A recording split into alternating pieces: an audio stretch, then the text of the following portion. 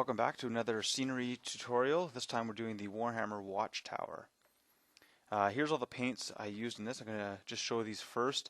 It's pretty straightforward. So all the walls were done with Idian Darkstun, bleach bone working up to skull white. Any red bits were just Mecharite red, Devlin mud wash, and then blood red highlight. All of the stone areas were done sort of in this stone lighter grays sort of a thing, dry brushed. And some metal bits were done with this. Snakebite leather, I used that sort of as a wash for weathering, and Devlin mud just to separate some of the areas with a little wash, as well as the red.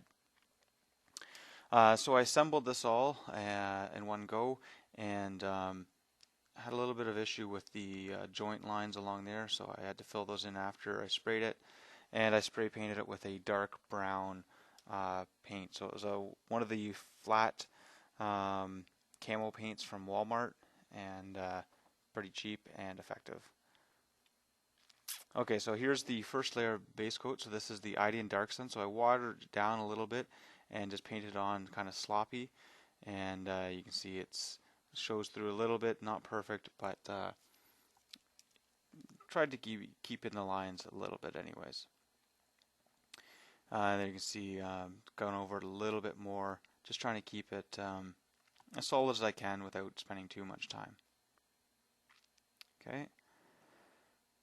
Now what I'm doing here is I'm stippling on a bit of a mixture of Idian Darkstun and bleached bone. So I've got a dome stipple brush, and I'm just dabbing it on there and kind of staying away from the edges, so you end up with a bit more highlight on the center areas and less around the edges, which is kind of the effect I'm going for anyways.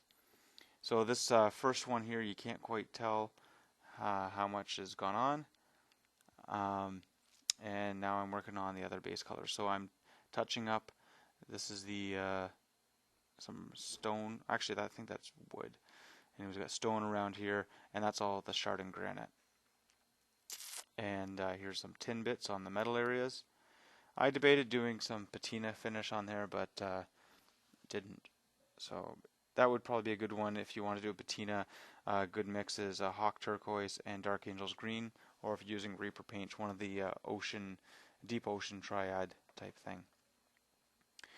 Okay, and just going on here with the red, as you can see, kind of sloppy. I also did red on the shingles, and there you are. So the red is actually Mecharite red, but because it's going over top of a mostly dark brown, it kind of looks a bit darker. And in order to get a highlight, I basically just did another layer of Mecharite red. And that looks like it's all the base colors. And yep, so there's a couple different angles. Okay, now I'm actually stippling. I think I might have lied to you before and not actually. So you can see here how it's starting to come in. It's kind of darker in around here and a little bit lighter. So that's the stippling effect. And you kind of see it kind of ends up being a bit of a halo. And that'll work in towards the middle. So yeah, that's the mix of Idian Darkstun and bleached bone. Now we're getting in there just with some pure bleached bone, and kind of focusing a bit more on the center, so not worrying about going in quite as much to the edges. And now at some point here I'm going to be doing just a bit of skull white. So as you can see, it's pretty light in there, and it fades out. I think it gives it quite a nice weathered sort of a look. Now we're working up here with some of the dry brushing, so just dry brushing in there, trying to not get on this stuff, and building up those grays. You can see a little bit more there.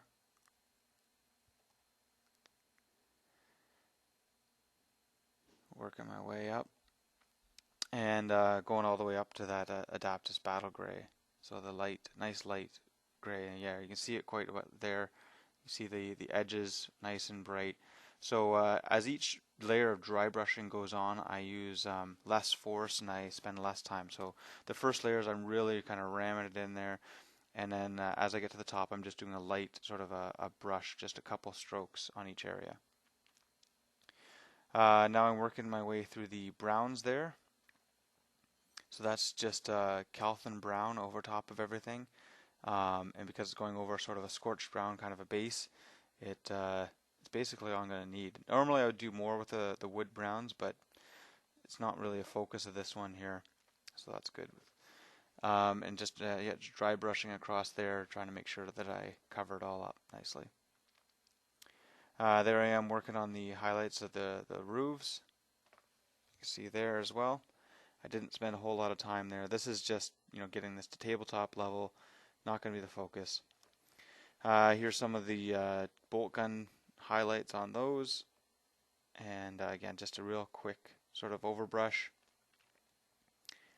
And now you can see I'm starting to do a little bit of like the dripping, and that's just watered down snakebite leather, and just trying to make it look like some drips and whatever sort of stuff. There's some cracks that are molded into this, just trying to accentuate some of that stuff and add a bit of realism to this. And there we are, all done. So this will look pretty nice on the tabletop. I decided not to glue this on the top just in case I want to put some troops up here, but I can always move that around if I want. And yeah, I think I was pretty happy with how fast I was able to paint it up using mostly foundations, and I think it's going to look great on the tabletop. And there's a couple of my Sea Guard, just for scale purposes, to give you an idea how big this is.